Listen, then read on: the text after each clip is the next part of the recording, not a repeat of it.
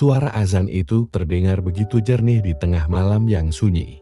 Tidak ada masjid, tidak ada pengeras suara, dan tidak ada siapapun di sekitar.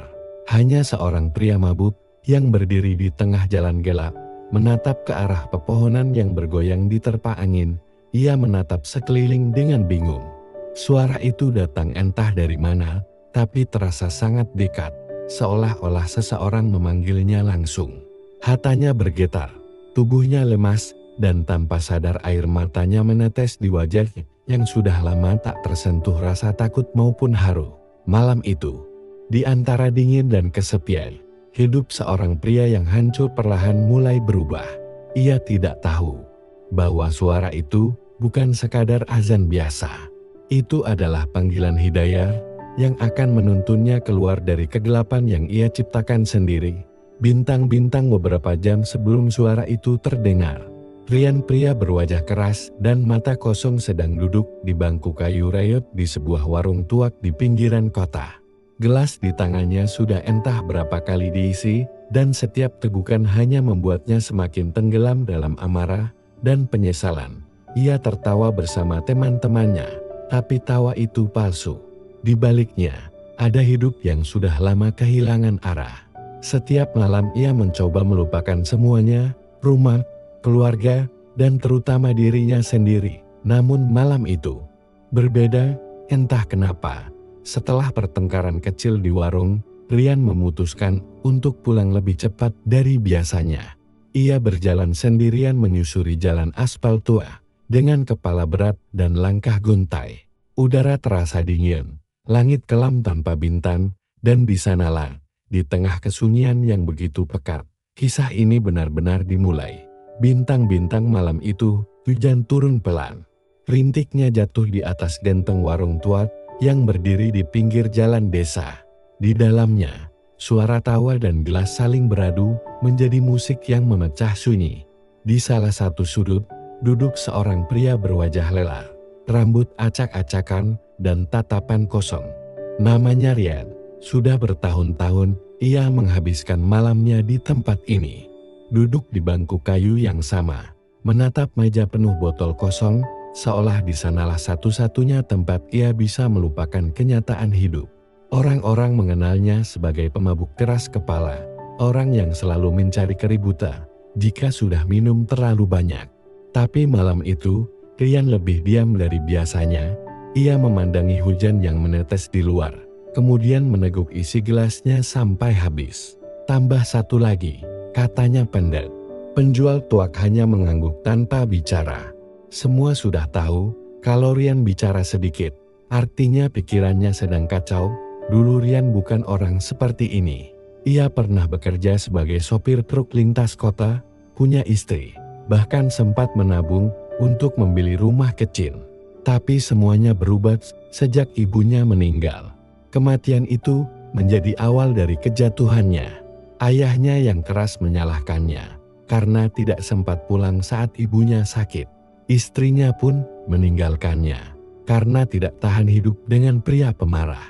Sejak itu, Rian hidup sendirian dan minuman menjadi pelariannya. Malam itu teman-temannya mencoba mengajaknya bicara. "Ri, jangan terlalu dipikirin, yang sudah ya sudah.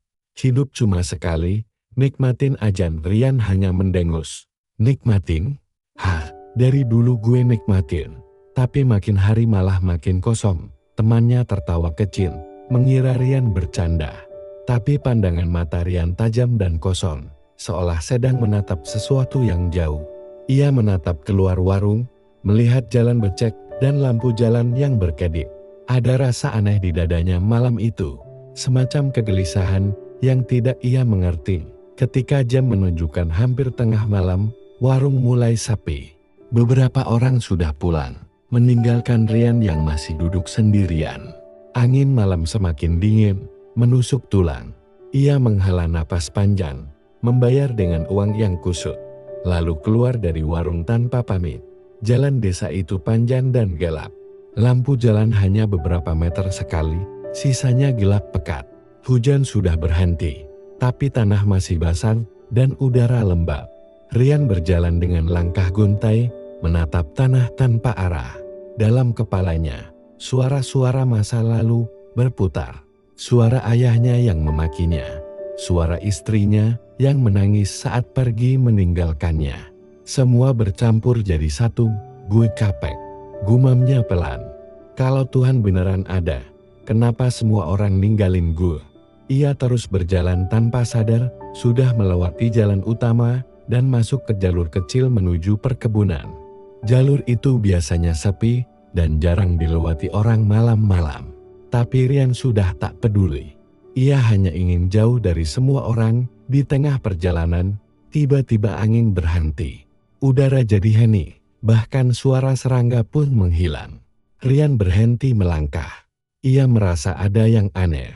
Saat itulah, dari kejauhan, terdengar suara yang membuat seluruh tubuhnya merinding. Allahu Akbar. Allahu Akbar. Suara azan. Tapi dari mana? Rian menoleh ke sekeliling. Tidak ada satupun rumah, apalagi masjid di daerah itu. Jalan itu hanya dikelilingi kebun dan pohon besar. Tapi suara itu jelas. Sangat jelas, lembut, merdu, dan entah kenapa terasa menusuk ke dalam dada. Ia berdiri mematung. Napasnya mulai berat.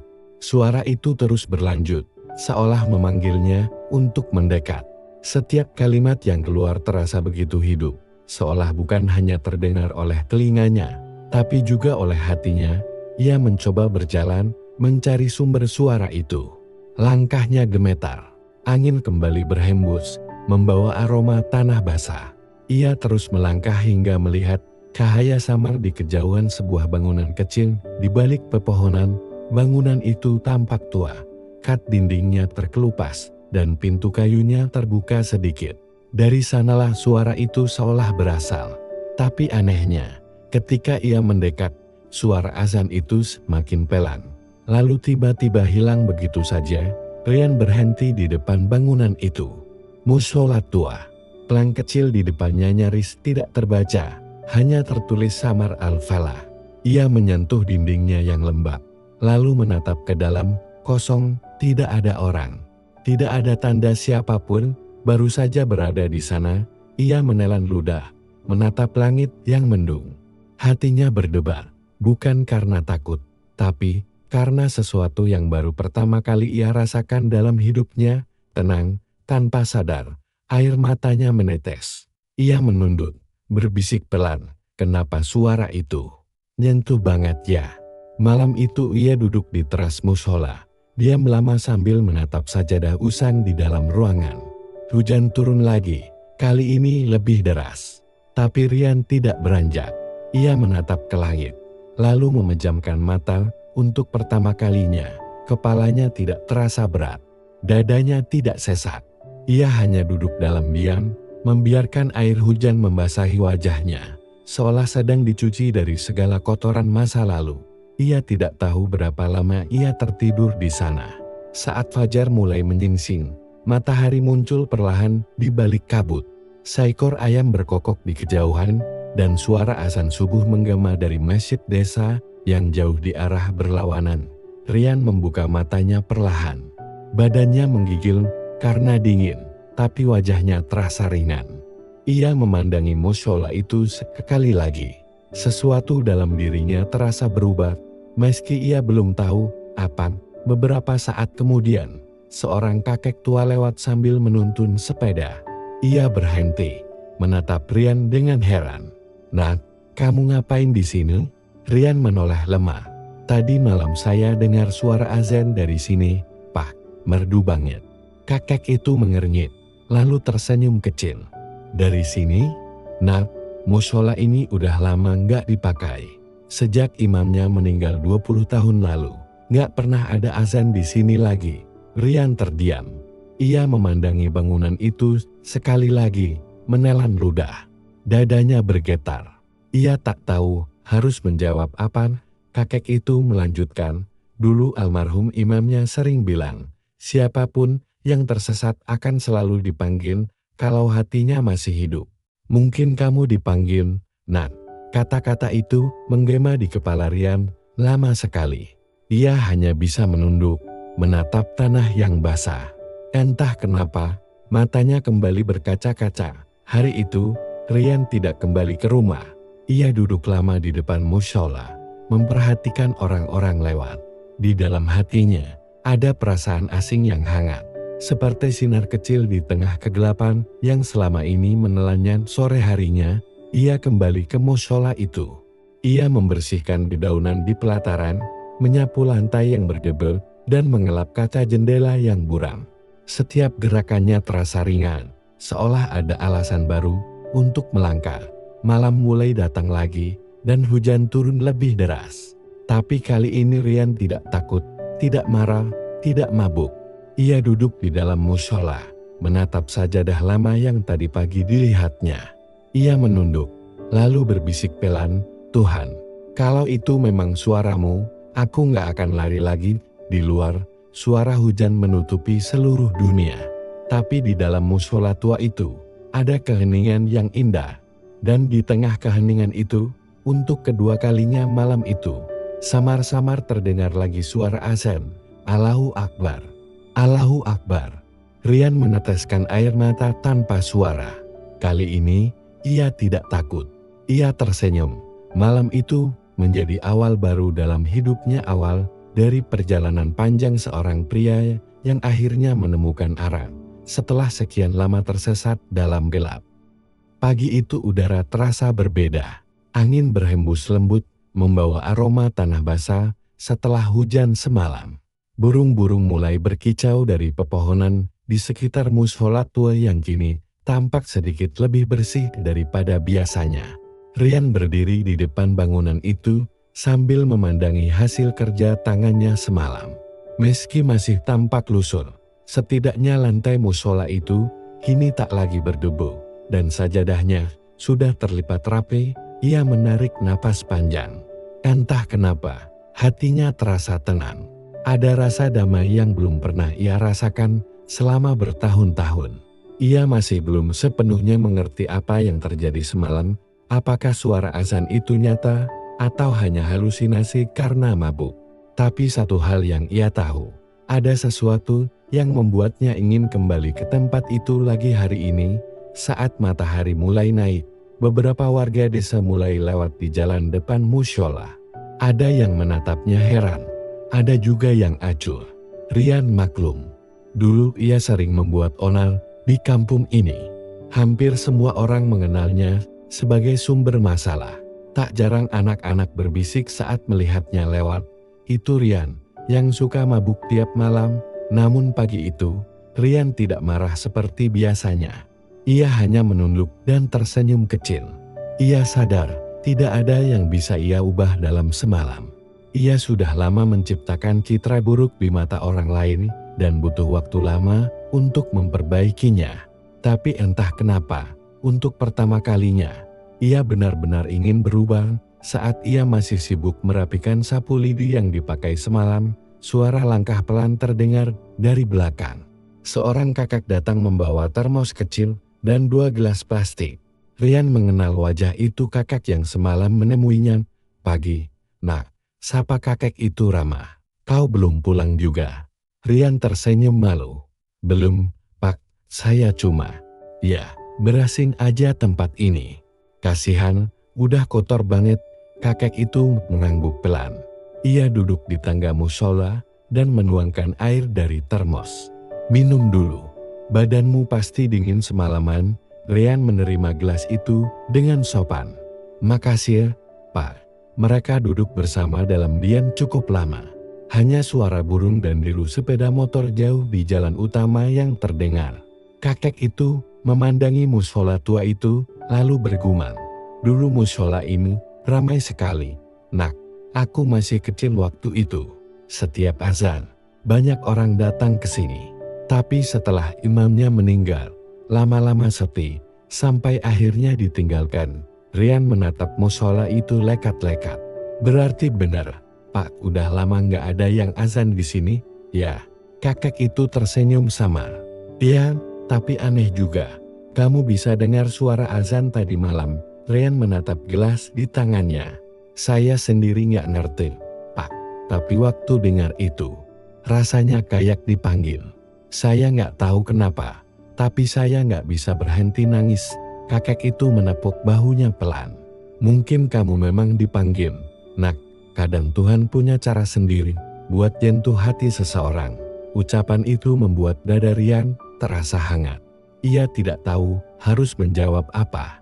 Ia hanya menatap ke tanah dan menelan ludah. Ada rasa sesak yang aneh, seperti ingin menangis tapi tak tahu alasannya. Hari itu, Rian tidak kembali ke rumahnya di pinggir sawah. Ia memutuskan untuk tetap di mushola, membersihkan bagian dalam dan menata ulang barang-barang yang tersisa. Saat matahari condong ke barat, seorang anak kecil berhenti di depan mushola sambil memperhatikan. Ini mushola ya? Tanya anak itu polos. Iya, jawab Rian sambil tersenyum. Tapi udah lama nggak dipakai. Kalau gitu, boleh aku sholat di sini? Di masjid agak jauh. Pertanyaan itu membuat Rian tertegun. Ia bahkan tidak tahu bagaimana caranya sholat lagi. Tapi ia hanya mengangguk. Boleh, silakan, nak. Anak kecil itu berwudu dengan air hujan yang tertampung di ember, lalu masuk ke dalam mushola. Rian memperhatikannya dari luar. Gerakan tangan anak itu sederhana, tapi khusyuk. Suara bacaan sholat yang pelan terdengar di antara tiupan angin sore. Ada perasaan hangat yang tumbuh di dada Rian saat melihatnya. Ketika anak itu selesai, ia berpamitan dan berlari kecil menuju jalan pulang. Rian menatapnya pergi, lalu menoleh lagi ke arah mushola. Satu pertanyaan terlintas di pikirannya, apa aku masih bisa kayak dia? Malamnya, Rian kembali duduk di teras mushola.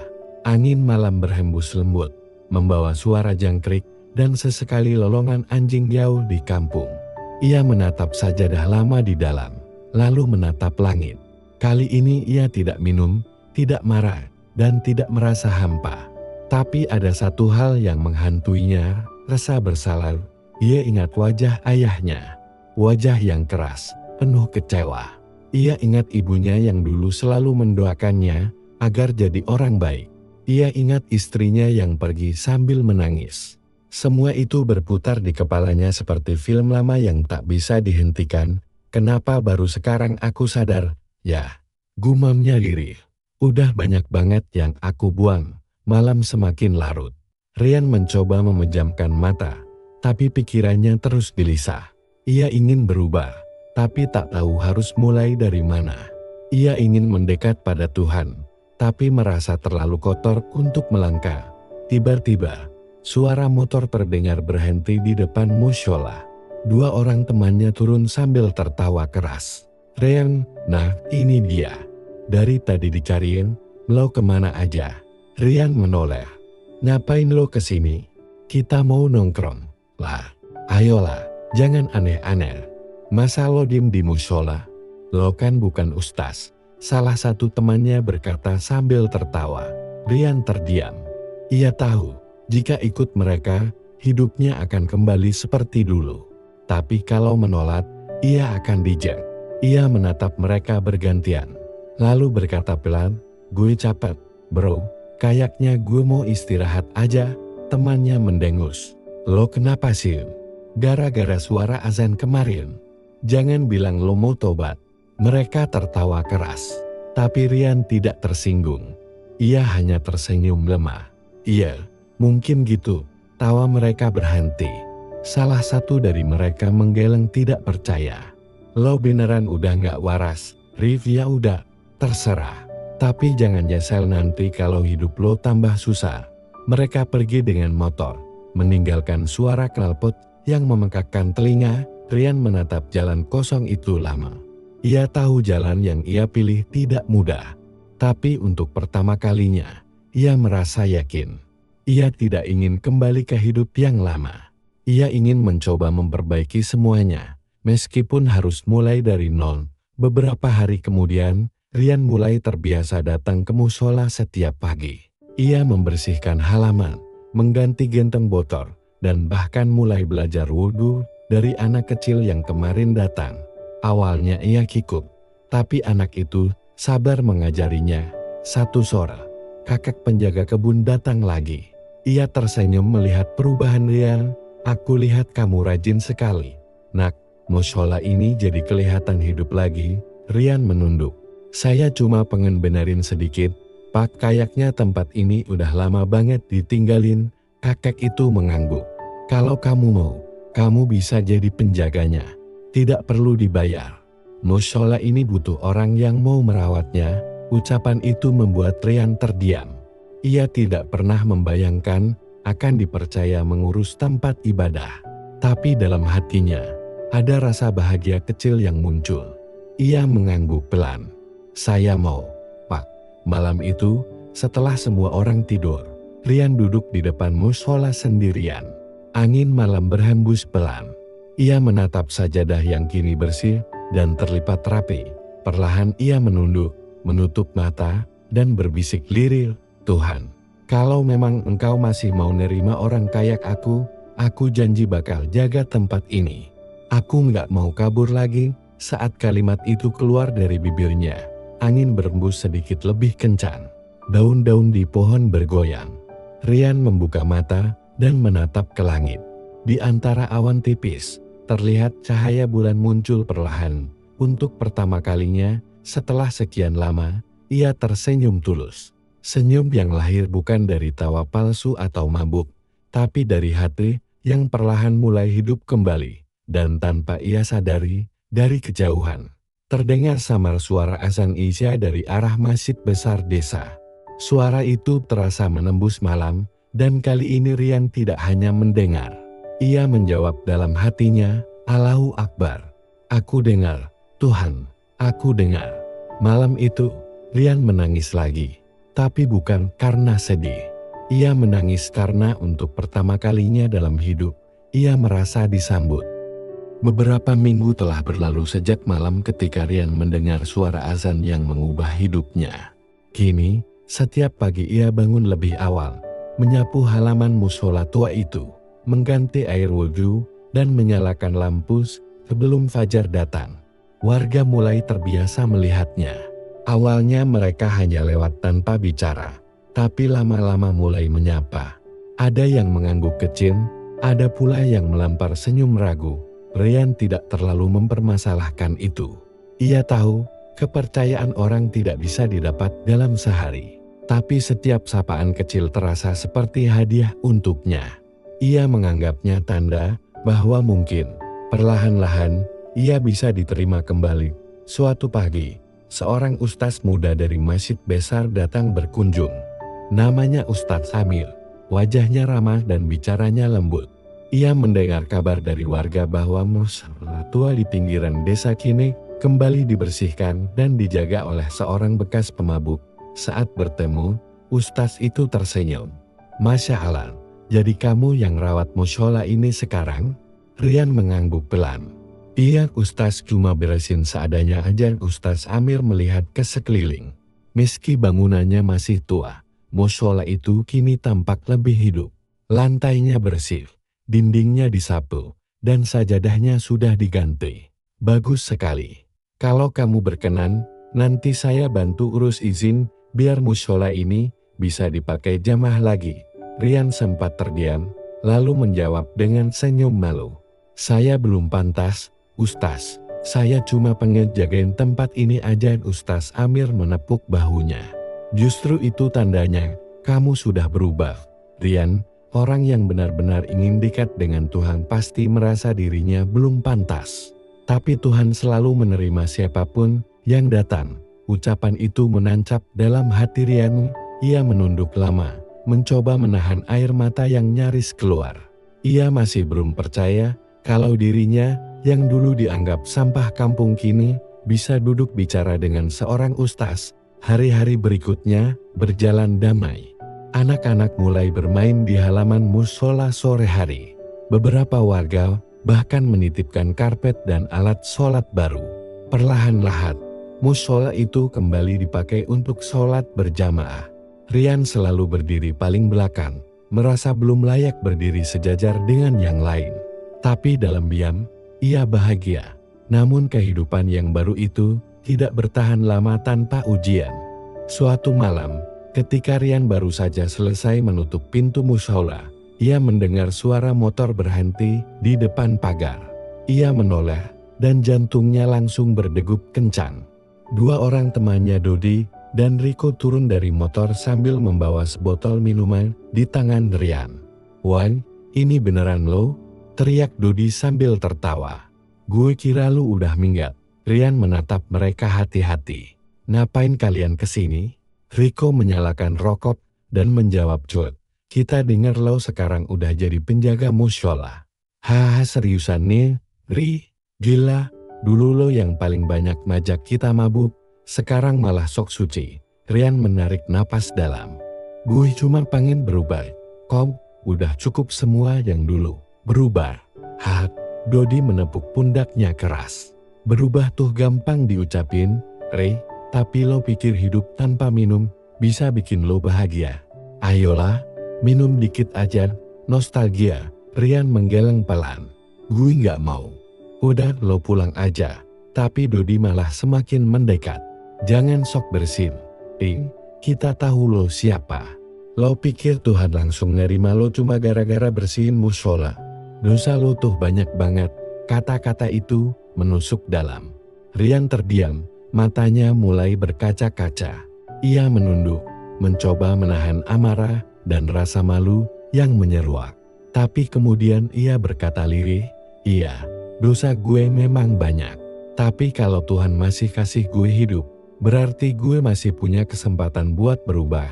Dodi terdiam sejenak, lalu tertawa keras. "Lo udah gila," katanya sambil menyalakan motor. "Ya udah, lo terusin aja sandiwara lo ini. Tapi ingat, dunia nggak bakal nerima orang kayak lo." Mereka pergi meninggalkan Rian yang berdiri sendirian di depan musyola. Suara knalpot motor memudar di kejauhan, berganti dengan suara jangkrik malam. Rian menatap ke tanah, matanya basah. Ia merasa hancur. Kata-kata Dodi terus terngiang di kepala. Dunia nggak bakal nerima orang kayak lo. Malam itu ia duduk lama di tangga musyola. Hujan turun pelan, membasahi wajahnya yang menunduk. Ia merasa semua usahanya sia-sia. Meski sudah mencoba, tetap saja masa lalunya menempel di dirinya. "Ya Allah," bisiknya pelan. "Kalau memang engkau masih mau dengar, kuatkan aku. Aku nggak mau balik ke jalan yang dulu." Air matanya jatuh satu-satu. Tapi di tengah kesedihan itu, ia mendengar sesuatu. Suara langkah kaki kecil mendekat dari belakang. Saat ia menoleh, anak kecil yang dulu pernah sholat di mushola itu berdiri di sana sambil membawa payung. "Om, kok nangis?" tanya anak itu polos. Rian cepat-cepat menyeka matanya. "Nggak, Om nggak nangis. Cuma kena hujan." Anak itu berjalan mendekat dan memayunginya. "Bohong. Nggak hujan tuh di muka doang." Ucapan polos itu membuat Rian tertawa kecil. "Kamu lucu, nak Tom. Tadi Ustaz Amir bilang, kalau orang yang mau berubah pasti diuji dulu sama Allah," kata anak itu sambil memandangnya serius.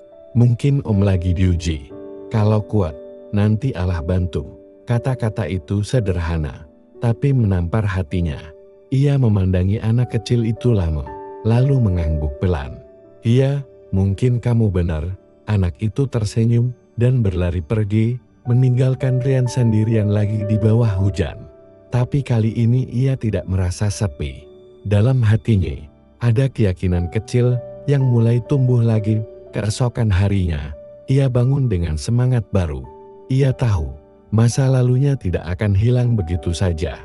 Tapi ia bisa memilih untuk tidak mengulanginya. Ia mulai belajar sholat dengan bimbingan Ustaz Amir. Awalnya canggung, bacaannya terbata-bata. Tapi Ustaz itu sabar menuntunnya hari demi hari. Mushola itu semakin ramai. Warga mulai percaya padanya. Bahkan beberapa anak muda datang membantu mengecat dinding yang mengelupas. Di wajah Rian, kini ada cahaya baru. Ia mungkin tidak sempurna, tapi hatinya jauh lebih hidup dari sebelumnya. Namun ujian berikutnya datang lebih berat. Suatu sore, ketika ia sedang membersihkan halaman, seorang wanita datang menghampiri. Rian hampir tidak percaya ketika melihatnya. Wajah itu terlalu familiar. Wanita itu adalah Laila, istrinya dulu, yang sudah meninggalkannya 3 tahun lalu. Rian terdiam. Tangannya gemetar. Laila. Wanita itu menatapnya canggung. Aku dengar dari orang kampung kamu tinggal di sini. Aku cuma mau lihat keadaanmu. Rian menunduk. Aku nggak nyangka kamu masih mau datang. Aku nggak marah, Rian, aku cuma pengen tahu, apa kamu benar-benar berubah? Rian menarik napas dalam. Aku udah berusaha. Aku nggak minum lagi. Aku jaga mushola ini. Aku nggak tahu Tuhan bakal maafin aku atau enggak. Tapi aku benar-benar pengen mulai lagi dari awal. Laila menatapnya lama. Ada air mata di matanya. Tapi juga ketenangan. Aku lihat itu di matamu, Rian. Tapi aku belum bisa kembali. Aku cuma mau bilang, aku doain kamu terus. Jangan berhenti di tengah jalan. Rian mengangguk pelan. Ia tahu kehadiran Laila bukan pertanda ia akan kembali, tapi cukup untuk membuat hatinya tenang. Setidaknya, ia tahu seseorang masih peduli. Setelah Laila pergi, Rian duduk di tangga mushola, menatap langit senja yang mulai memerah.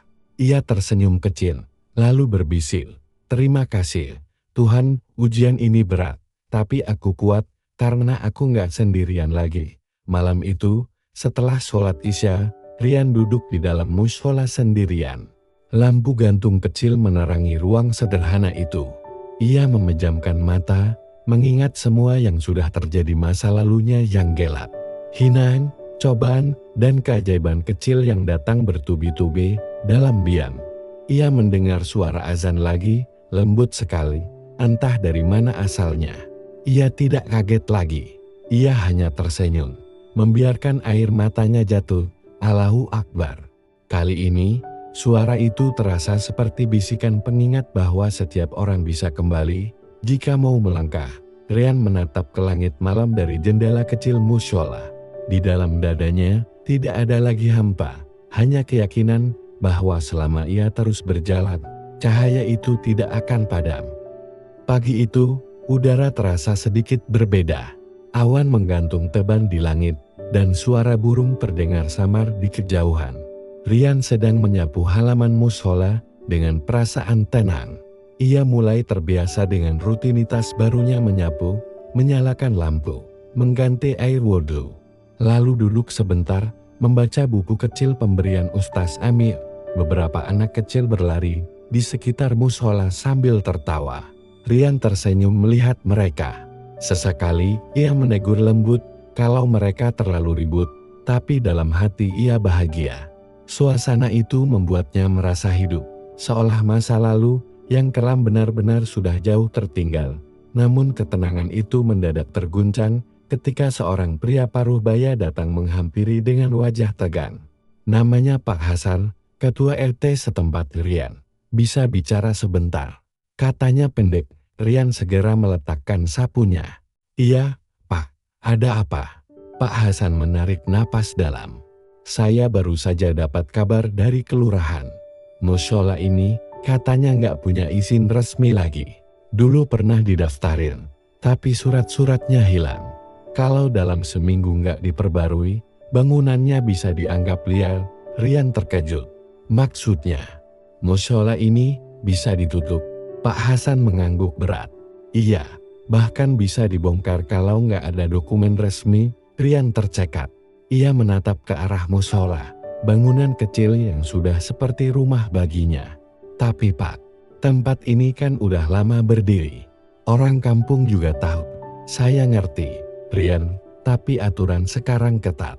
Kalau kamu mau pertahankan, kamu harus urus izin barunya. Rian menelan ludah. Ia tahu mengurus dokumen bukan hal mudah. Ia bahkan belum punya kartu identitas baru sejak dulu. Tapi ia tidak mau menyerah. Baik, Pak, saya usahakan. Tolong kasih saya waktu. Pak Hasan menepuk bahunya pelan. Saya bantu sejauh yang saya bisa. Tapi kamu harus cepat. Setelah pria itu pergi, Rian duduk lama di tangga mushola. Kepalanya penuh dengan kekhawatiran. Ia baru saja mulai merasa diterima, dan kini tempat yang menjadi simbol perubahan hidupnya terancam hilang. Sore itu, ia menemui Ustaz Amir di masjid besar. Ustaz menyambutnya dengan senyum, tapi segera menatap serius Ketika mendengar kabar itu, kalau begitu, kita harus cari dokumen lama atau buat izin baru, kata Ustaz Amir. Kamu punya KTP kan? Rian menggeleng pelan. Belum, Ustaz, hilang dulu waktu saya masih di jalan. Saya belum urus lagi. Kalau begitu, kita mulai dari situ dulu, jawab Ustaz tegas. Saya bantu sebisa saya. Jangan khawatir, semua bisa diurus asal niatnya baik. Hari-hari berikutnya penuh perjuangan.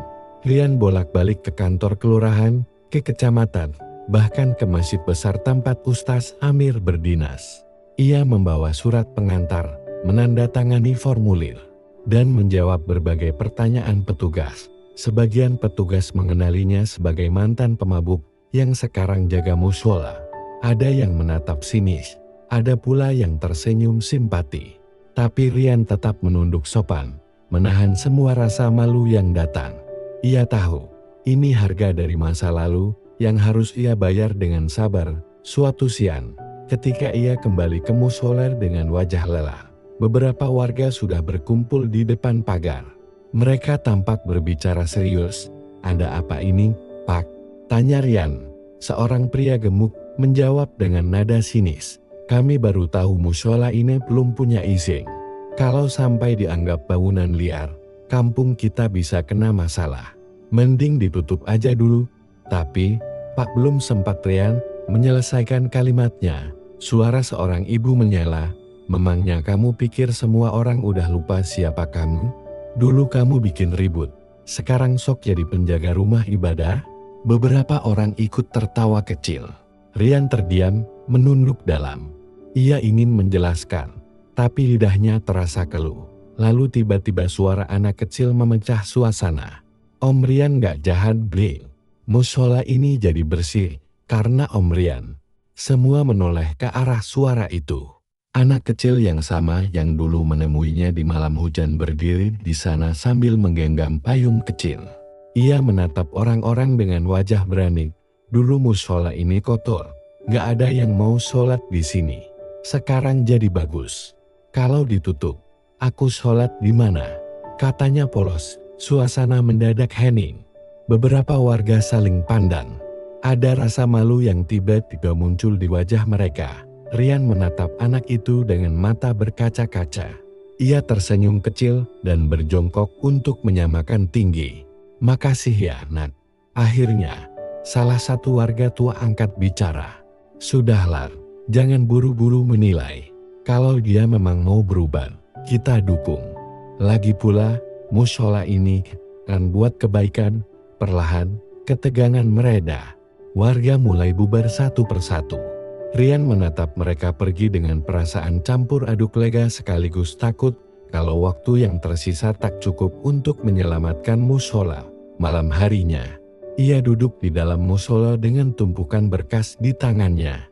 Angin malam masuk lewat jendela, membuat sajadah bergoyang pelan. Ia menatap langit-langit yang retak dan berbisik, "Tolong, Tuhan, jangan biarkan tempat ini hilang. Aku nggak punya apa-apa lagi selain ini."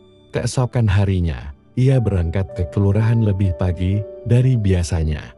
Setelah berjam-jam menunggu, akhirnya ia mendapat kabar bahwa berkasnya belum lengkap, masih butuh tanda tangan dari pemilik tanah lama. Masalahnya, pemilik tanah itu sudah lama pindah keluar kota. Rian terpukul. Ia hampir menyerah, tapi Ustaz Amir yang mendampinginya tetap menepuk bahunya. Jangan berhenti, Rian. Ini bagian dari ujian. Kadang Allah menguji kesungguhan kita lewat hal-hal kecil. Mereka akhirnya mencari tahu alamat pemilik tanah dari arsip lama. Setelah beberapa hari, mereka berhasil menemukannya di sebuah desa di luar kota. Rian dan Ustaz pun menempuh perjalanan jauh dengan bus untuk menemuinya. Pemilik tanah, seorang pria tua bernama Pak Hadi, awalnya terlihat kaku. Tapi setelah mendengar cerita Rian, ia terdiam lama. Lalu berkata pelan, "Jadi kamu yang jaga mushola itu sekarang?" "Iya, Pak. Saya cuma pengen mushola itu tetap ada. Tempat itu yang bikin saya sadar." Pak Hadi menatap Rian lama, lalu tersenyum tipis. "Saya dengar tentang kamu dulu. Saya pikir kamu gak bakal berubah. Tapi kalau kamu benar-benar sudah berubah, saya senang. Mushola itu saya wakafkan dulu untuk warga. Kalau kamu mau rawat, saya restui." Ia menandatangani surat itu tanpa ragu. Rian hampir tak bisa menahan air matanya. Ia menunduk dalam-dalam, mengucap terima kasih dengan suara bergetar. Perjalanan pulang terasa panjang tapi ringan. Di bus, Rian menatap keluar jendela, melihat matahari terbenam di balik sawah luas. Dalam hatinya, ia merasa seperti baru saja memenangkan pertempuran besar, bukan melawan orang lain, tapi melawan dirinya sendiri. Seminggu kemudian, izin baru untuk mushol akhirnya disetujui. Surat itu kini tergantung di dinding dalam bingkai sederhana. Warga datang ramai-ramai untuk syukuran kecil. Ada yang membawa nasi kuning, ada yang membawa air minum, dan ada pula yang hanya datang untuk ikut berdoa. Rian duduk di pojok, tersenyum lebar. Anak-anak berlarian di halaman, suara tawa mereka memenuhi udara. Ustaz Amir memimpin doa syukur dengan kalimat lembut yang membuat semua mata basah. Ketika doa selesai, beberapa warga menghampiri Rian. "Maaf ya, Rian," kata salah satu ibu yang dulu menuduhnya. "Kami salah paham." Rian menunduk rendah. "Saya yang harus minta maaf, Bu. Dulu saya memang bikin malu kampung ini. Yang penting kamu udah berubah," sahut Pak Hasan sambil menepuk bahunya. "Sekarang kamu bagian dari sini lagi." Rian hanya tersenyum, tapi di dalam dadanya terasa hangat. Ia menatap mushola itu, tempat kecil yang dulu hampir runtuh, kini berdiri dengan damai. Malamnya, setelah semua pulang, Rian duduk sendirian di dalam mushola. Ia menatap surat izin yang tergantung di dinding dan menghela napas lega. Akhirnya, tiba-tiba angin malam berhembus pelan. Dari kejauhan, suara azan Isya terdengar lembut. Rian menutup matanya, mendengarkan setiap lafaznya dengan penuh khusyuk. "Allahu Akbar." Suara itu mengingatkannya pada malam pertama kali ia mendengarnya di jalan sapi. Tapi kali ini, tidak ada rasa takut, tidak ada kebingungan. Yang tersisa hanya ketenangan. Ia tersenyum kecil dan berbisik, "Terima kasih, Tuhan, aku nggak sempurna. Tapi aku bersyukur masih Kau beri kesempatan untuk berubah." Dan malam itu, untuk pertama kalinya dalam hidupnya, Rian sujud dengan air mata bahagia, bukan karena rasa bersalah, tapi karena rasa syukur. Sejak mushola resmi berdiri kembali, kehidupan Rian berubah banyak. Setiap hari kini diisi dengan kegiatan yang bermanfaat. Ia mulai membantu warga sekitar, ikut menyalurkan sembako dari masjid, bahkan membantu memperbaiki rumah salah satu janda tua di kampung itu. Semua dilakukan dengan tulus, tanpa pamrih. Warga mulai benar-benar menerimanya. Kalau dulu orang menatapnya dengan sinis, sekarang banyak yang menyapanya ramah. Anak-anak memanggilnya Om Rian, dan beberapa orang tua mulai mempercayakannya jadi pengurus kecil mushola. Meski begitu, di dalam hatinya, Rian masih sering merasa khawatir. Ia takut semua ini hanya sementara, bahwa suatu hari masa lalunya akan datang lagi dan menghancurkan semua yang ia bangun. Ketakutan itu makin kuat ketika suatu sore, seseorang datang ke mushola dengan motor tua dari jauh. Rian mengenali wajah itu. Wajah yang sudah bertahun-tahun tidak ia lihat, Laila. Gumamnya lirih. Wanita itu turun dari motor, mengenakan kerudung coklat muda dan membawa tas kecil. Ia tampak lebih tenang, tapi ada sesuatu di matanya, campuran antara ragu dan harap. Rian berdiri kaku di depan mushola. "Kamu datang lagi?" Laila tersenyum tipis. "Aku lewat sini tadi, kupikir aku mau mampir." Rian mempersilakannya duduk di serambi mushola. Hening beberapa saat, hanya suara burung dan anak-anak kecil di kejauhan yang terdengar. "Aku dengar dari orang kampung," kata Laila pelan. "Sekarang kamu sudah jadi pengurus mushola." "Iya." Rian mengangguk malu. "Iya, cuma bantu-bantu aja." "Hebat," ujar Laila lembut. "Kamu dulu nggak pernah bisa bangun pagi. Sekarang malah jadi penjaga tempat ibadah." Rian tertawa kecil. tapi suaranya berat. Orang bisa berubah. Lah, aku berubah bukan karena hebat, tapi karena udah gak punya arah lain. Laila menatapnya lama. Aku lihat perubahan itu. Jujur, waktu aku dengar kamu berubah, aku gak percaya. Tapi setelah lihat sendiri, aku yakin. Rian menunduk. Ia tahu, kata-kata itu tulus.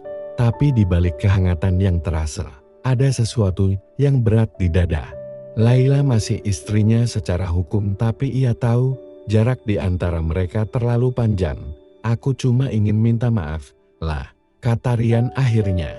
Dulu aku nyakitin kamu. Aku nggak minta kamu balik, aku cuma pengen kamu tahu kalau aku benar-benar nyasar. Laila menarik napas dalam, lalu berkata pelan, aku udah maafin kamu sejak lama, Rian. Aku cuma butuh waktu buat percaya lagi. Aku juga udah nikah lagi. Kata terakhir itu seperti hantaman keras di dada Rian, tapi ia hanya menatap tanah, mencoba menerima kenyataan itu. Oh, suaranya nyaris tak terdengar. Selamatlah, aku senang kamu bahagia. Laila menatapnya iba. Aku tahu kamu kuat sekarang, dan aku yakin Tuhan pasti punya jalan buat kamu juga. Ia berdiri, menatap musola kecil itu sekali lagi, lalu melangkah pergi. Rian menatap punggungnya yang menjauh tanpa suara. Hatinya perih, tapi kali ini bukan karena kehilangan melainkan karena rasa ikhlas yang akhirnya tumbuh. Malamnya, Rian duduk lama di dalam mushola. Lampu temaram menerangi ruangan kecil itu. Ia menatap sajadah di depannya dan berbisik, terima kasih, Tuhan, Engkau udah kasih aku kesempatan buat minta maaf, walau cuma itu yang bisa aku kasihin. Beberapa hari berlalu. Rian mulai menenangkan diri dengan lebih banyak berbuat baik. Ia mengajar anak-anak mengaji dengan bantuan Ustaz Amir. Meski bacaannya masih terbata-bata, anak-anak menyukainya karena ia sabar dan lucu. Namun di tengah hari-hari damai itu, ujian baru datang. Salah satu temannya dulu, Dodi yang sempat datang mengejek, kini terjerat masalah besar. Ia ditangkap polisi karena kasus perkelahian dan mabuk di tempat umum. Kabar itu cepat menyebar di kampung. Banyak yang membicarakan Dodi dengan nada sinis. Tapi malam itu, Rian tidak bisa tidur. Hatinya gelisar. Ia ingat betul, dulu Dodi adalah teman terdekatnya. Mereka sama-sama terjerumus dalam hal buruk. Kalau bukan karena malam azan itu, mungkin nasibnya sekarang sama seperti Dodi. Keesokan harinya, Rian memberanikan diri datang ke kantor polisi. Petugas jaga sempat heran ketika ia menyebut nama Dodi. Saudara, tanya petugas itu. Rian menggeleng. Teman lama, ia diizinkan menemuinya sebentar. Saat Rian melangkah ke ruang tahanan, Dodi tampak duduk di sudut dengan wajah kusut dan mata merah. Begitu melihat Rian, ia mendengus. Ngapain lo kesini? Rian mendekat perlahan. Gue cuma mau lihat lo. Gue dengar lo ditangkap. Lo seneng, ya. Dulu lo yang paling parah. Sekarang malah sok baik datang kasihanin gue. Dodi membentak. Rian menghela napas. Gue gak datang buat ngetawain lo. Gue cuma mau bilang, masih ada jalan keluar. Lo masih bisa berubah. Dodi tertawa sinis. Berubah? Lo pikir semua orang seberuntung lo? Gue udah rusak dari dulu. Dunia udah gak mau nerima gue. Rian menatapnya dalam. Gue juga pernah ngomong gitu, tapi ternyata Tuhan gak peduli seberapa rusaknya kita, selama kita mau balik. Dodi terdiam beberapa detik. Ada sesuatu di matanya, seperti rasa ragu yang muncul tiba-tiba. Tapi ia cepat mengalihkan pandangannya. Udah, pergi sana. Gue gak butuh nasihat. Rian mengangguk pelan. Oke, tapi kalau lo berubah pikiran, musola di ujung kampung masih buka buat siapapun. Termasuk lo. Ia beranjak pergi tanpa berkata lagi. Tapi di dalam hatinya, ia tahu kata-kata itu akan tertinggal di kepala Dodi. Beberapa minggu berlalu. Hidup Rian berjalan seperti biasa, sampai suatu sore hujan deras mengguyur kampung. Ia baru saja selesai menutup jendela musola, ketika suara langkah cepat mendekat. Begitu ia membuka pintu, seorang pria berdiri basah kuyup di luar. Itu Dodi. Ia tampak lelah, wajahnya pucat, matanya sembab. Tanpa banyak bicara, Dodi masuk dan duduk di lantai mushola.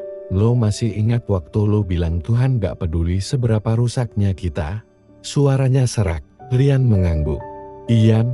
Dodi menatapnya lama, lalu menunduk. Gue gak tahu kenapa, tapi waktu di tahanan, gue terus ingat kata-kata lo. Gue capek.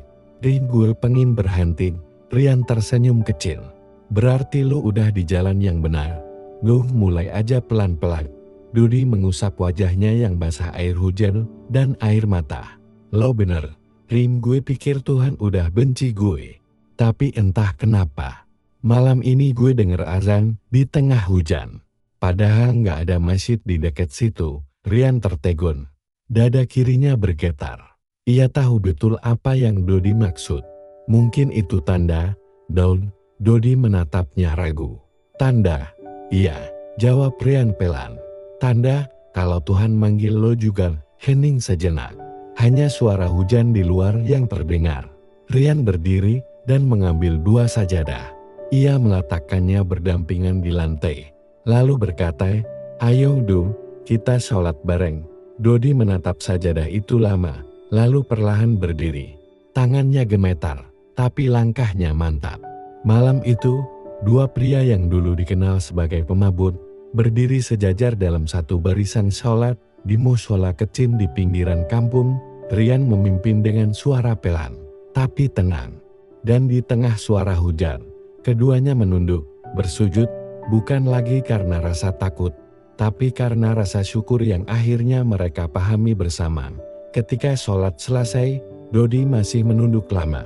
Ia menangis tanpa suara, lalu berkata pelan, gue gak tahu gimana caranya mulai, tapi gue mau coba.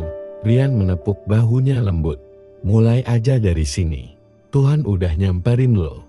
Jangan tolak lagi. Malam itu, Rian duduk lama setelah Dodi pulang. Ia menatap mushola yang kini terasa hangat, penuh cahaya dan harapan baru. Dalam hatinya, ia sadar hidayah bukan cuma untuk dirinya, tapi juga untuk siapapun yang mau mengetuk pintu Tuhan, dan ia tahu kisahnya belum selesai. Hari itu udara pagi terasa berbeda di kampung kecil tempat Rian kini tinggal. Matahari baru naik di balik pepohonan, memantulkan cahaya lembut di atap rumah-rumah kayu. Suara ayam berkokok bersahutan, dan dari kejauhan terdengar suara anak-anak kecil yang sedang mengaji di mushola. Rian berdiri di depan cermin kecil di kamarnya, mengenakan baju koko putih sederhana dan sarung hijau yang dilipat rapi di pinggang. Di wajahnya terpancar ketenangan yang dulu tidak pernah ia miliki. Sudah hampir 2 tahun berlalu sejak malam saat suara azan misterius itu mengubah hidupnya. Kini, Rian bukan lagi pria mabuk yang dihindari orang. Ia dikenal sebagai sosok yang rajin membantu warga, mengajar anak-anak membaca Al-Quran, dan memperbaiki mushola yang dulu ia temukan di tengah malam gelap itu. Mushola itu kini ramai. Lantainya yang dulu retak sudah diganti, cat dindingnya baru. Dan di depannya terpasang papan kecil bertuliskan Mushola Al-Hidayah, nama yang diusulkan sendiri oleh Rian pagi itu. Ia bersiap hendak berangkat ke masjid besar di kecamatan sebelah. Hari ini, ia diminta menjadi salah satu panitia acara Maulid Nabi. Baginya, itu kehormatan besar. Ia merasa hidupnya akhirnya punya arti. Namun di tengah kegembiraan itu, ada sesuatu yang mengusik pikirannya. Semalaman ia tidak bisa tidur karena mimpi yang sama terus datang berulang kali. Dalam mimpinya, ia berdiri di jalan sepi, ditemani angin dingin dan mendengar suara azan yang sama seperti malam hidayahnya dulu. Tapi kali ini, setelah azan selesai, ada suara lain yang memanggil namanya lirih, Rian. Waktumu sudah tiba. Ia terbangun dengan jantung berdebar, keringat dingin membasahi pelipis. Ia mencoba menganggapnya hanya mimpi biasa, tapi entah kenapa perasaan itu tidak mau hilang. Ada firasat aneh yang membuat dadanya sesak. Siang itu, setelah acara di masjid selesai, Rian duduk di serambi sambil menatap langit. Beberapa anak kecil mendekatinya, membawa Al-Quran. "Ustaz, nanti sore ngaji lagi, ya?" tanya salah satu dari mereka, seorang bocah bernama Dimas. Rian tersenyum. "Tentu, nanti setelah asar, kita lanjut lagi." Anak-anak itu berlari riang meninggalkan halaman. Rian melihat mereka dengan mata hangat, lalu memejamkan mata sejenak. Ia teringat masa lalunya, wajah ibu yang dulu menangis karena dirinya, bapak yang kecewa, dan malam ketika ia hampir mati di jalan karena mabuk. Semua itu seperti film yang diputar ulang di kepalanya. Ia menunduk, lalu berbisik pelan, "Dia alat. Kalau memang waktuku sudah dekat, izinkan aku meninggalkan sesuatu yang baik untuk mereka." Menjelang sore, Rian memutuskan mampir ke rumah Ustaz Hasan, orang yang pertama kali menolong dan membimbingnya setelah malam itu. Ustaz Hasan sudah seperti ayah sendiri baginya. Rumahnya sederhana, di pinggir sawah, dikelilingi pohon mangga. Begitu melihat Rian datang, Ustaz Hasan tersenyum lebar. "Assalamualaikum, Nak Rian. Sudah lama tidak mampir." "Waalaikumsalam, Ustaz Dea. Tadi habis acara di masjid kecamatan. Sekalian mau silaturahmi," jawab Rian sambil menyalami tangan Ustaz Hasan. Mereka duduk di beranda, menikmati teh hangat dan gorengan. Angin sore berhembus lembut. Ustaz Hasan memperhatikan Rian dengan tatapan penuh arti. "Kau kelihatan tenang sekali sekarang. Wajahmu bercahaya, Nak." Rian tersenyum. "Saya banyak belajar dari Ustaz. Kalau bukan karena bimbingan Ustaz waktu itu, mungkin saya sudah tidak ada." Ustaz Hasan tertawa kecil. "Bukan karena saya, Rian, semua karena Allah. Dia yang menuntunmu lewat cara yang tidak kita pahami." Rian terdiam sejenak, lalu berkata pelan, "Ustaz, saya ingin tanya, kalau seseorang pernah melakukan dosa besar, tapi sudah berusaha berubah, apakah Allah benar-benar bisa mengampuni semuanya?" Ustaz Hasan menatapnya lembut. "Rian, kalau Allah tidak mau mengampuni, untuk apa Dia memberi kesempatan kedua? Kau sudah berubah. Kau bahkan membawa banyak orang ke jalan yang benar. Dosa masa lalu bukan lagi beban. Kalau kau sudah memutuskan untuk tidak kembali ke sana." Mata Rian berkaca-kaca. Ia menunduk, suaranya lirih. "Terima kasih, Ustaz." Senja turun perlahan. Langit berubah jingga, suara azan maghrib menggema dari kejauhan. Rian pamit pulang dengan hati yang terasa ringan. Namun, saat melangkah di jalan setapak menuju rumahnya, langkahnya mulai goyah. Pandangannya berkunang-kunang, dan keringat dingin mengalir di pelipis. Ia berhenti di tengah jalan, memegangi dadanya. Napasnya tersengal. Di kejauhan, ia kembali mendengar suara azan itu, suara yang sama, jernih dan menggema, seperti malam pertama kali ia mendengarnya. Tapi kali ini, suaranya terasa lebih dekat. Rian menatap ke arah sumber suara itu. Anehnya, ia melihat cahaya samar muncul di antara pepohonan. Suara azan itu semakin merdu, membuat dadanya bergetar. Ia mencoba melangkah, tapi lututnya lemas. Ia jatuh berlutut di tanah, menatap langit yang mulai gelap. "Ya Allah, kalau ini panggilanmu, aku siap," katanya lirih, air mata mengalir di wajahnya. Suara azan terus menggema sampai tak ada lagi yang ia dengar, kecuali suara detak jantungnya sendiri. Keesokan paginya, warga menemukannya terbaring di pinggir jalan dengan wajah tenang dan senyum tipis di bibirnya. Di tangan kanannya masih menggenggam tasbih yang sering ia pakai setiap selesai salat. Kabar kematian Rian menyebar cepat. Banyak warga datang ke rumah duka, menangis haru. Tak ada yang menyangka, pria yang dulu dikenal sebagai pemabuk dan pembuat onar itu kini pergi dengan cara seindah itu dipanggil setelah mendengar azan. Sama seperti malam hidayahnya dulu, Ustaz Hasan berdiri di dekat jenazahnya, mengusap air mata. Allah benar-benar Maha Pengasih. Ia menjemput Rian dengan cara yang paling mulia. Beberapa hari setelah pemakaman, anak-anak yang dulu diajar Rian datang ke Muskola Al-Hidayah. Mereka menyalakan lampu, membaca doa, dan salah satu dari mereka, Dimas, menemukan sesuatu di atas meja kecil dekat mihrab. Sebuah surat kecil, dilipat rapi, dengan tulisan tangan Rian Ustaz. Hasan membacanya di depan jamaah yang hadir. "Jika suatu hari aku tidak ada, jangan tangisi aku. Aku sudah mendapat apa yang selama ini ku cari, ketenangan. Aku tak pantas mendapat semua kebaikan yang Allah beri, tapi aku bersyukur pernah merasakannya. Jaga mushola ini. Ajari anak-anak agar mereka tidak tersesat seperti aku dulu. Dan jika kalian mendengar azan di malam yang sunyi, jangan takut. Itu mungkin bukan panggilan biasa. Mungkin itu cara Allah mengingatkan kita bahwa hidayah bisa datang kapan saja, bahkan untuk orang seburuk akung." Tangis pecah di dalam mushola. Anak-anak menangis. Para jamaah terdiam menunduk. Ustaz Hasan memeluk surat itu erat-erat. Sejak hari itu, setiap malam Jumat, warga berkumpul di mushola Al-Hidayah untuk membaca Yasin dan mendoakan almarhum Rian. Mereka percaya suara azan yang pernah ia dengar dulu adalah tanda kasih sayang Allah, sebuah misteri hidayah yang tak bisa dijelaskan dengan logika manusia. Di antara doa dan zikir itu, kadang beberapa warga bersumpah pernah mendengar suara azan lembut yang datang dari arah jalan sepi tempat Rian dulu ditemukan, dan setiap kali suara itu terdengar, angin berhembus pelan melewati mushola, membawa ketenangan yang sulit dijelaskan. Mungkin itu hanya kebetulan, atau mungkin itu adalah cara Allah mengingatkan bahwa tidak ada manusia yang terlalu jauh untuk disapa oleh hidayah. Tamat bintang. Kadang kita merasa sudah terlalu jauh dari jalan kebenaran. Kita pikir Allah tidak akan mau menoleh pada kita lagi. Tapi kisah Rian membuktikan tidak ada yang terlalu kotor untuk dibersihkan. Tidak ada hati yang terlalu gelap untuk diterangi.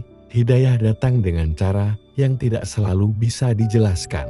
Bisa lewat seseorang, bisa lewat kejadian, dan kadang hanya lewat suara azan di malam yang sunyi.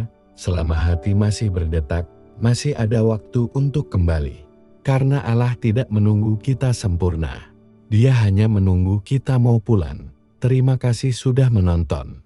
Jangan lupa tekan like, subscribe, dan share agar kisah penuh makna ini bisa menyentuh lebih banyak hati. Sampai jumpa di kisah berikutnya di Misteri Hidayah.